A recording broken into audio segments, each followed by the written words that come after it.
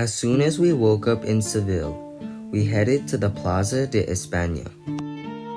The mere sunlight danced off the tiled bridges, and the sound of water flowed through the canal, mixing with the slow rhythm of horses' hooves in the distance. I stood still for a moment, not because I was tired, but because the place asked for it.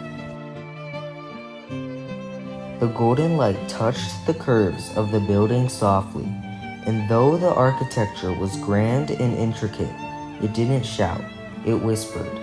The tiled bridges, the tall towers, the endless colonnades.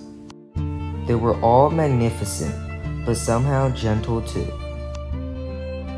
A feeling of calmness and relaxation hung in the air, like the city had just woken up, but wasn't in a hurry to start the day. It was a place built to be admired, yet in the morning light, it brought a reason to slow down, and it gave space for peace.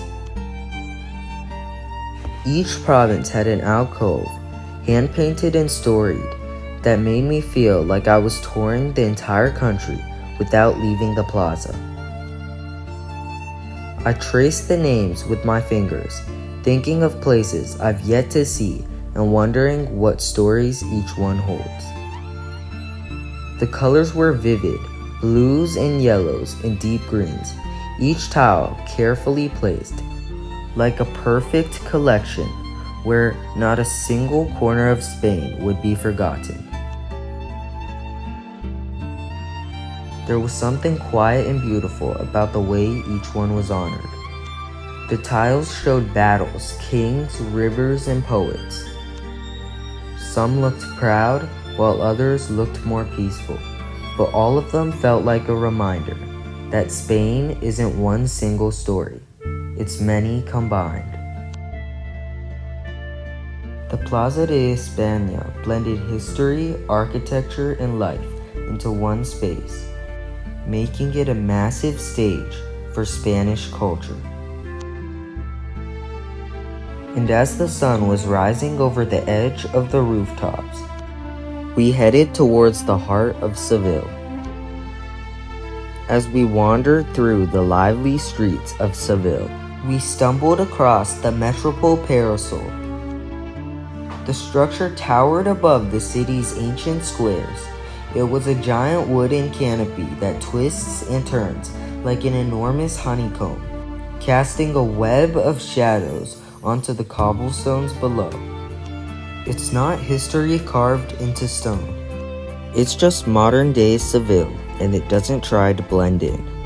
It doesn't whisper. It rises, gently, defiantly, and beautifully. As we continued to walk, we soon came across the Seville bullfighting arena. The tradition of bullfighting is as old as Spain itself. Its roots stretch back to the Roman era and lead all the way up to the modern day. Ernest Hemingway, one of the 20th century's greatest writers, was utterly fascinated by bullfighting. Hemingway didn't see bullfighting as a mere sport. He called it the dance of death, where every moment teetered between grace and tragedy. For Hemingway, bullfighting was a metaphor for life itself, where courage, art, and mortality collide in a spectacle that's as beautiful as it is brutal. His words continue to echo through the dusty arenas of Spain, inviting us to witness a tradition that dances on the edge of death and glory. The yellow sand, the symmetry of the arena, the old wooden seats, all under the shining Andalusian sun.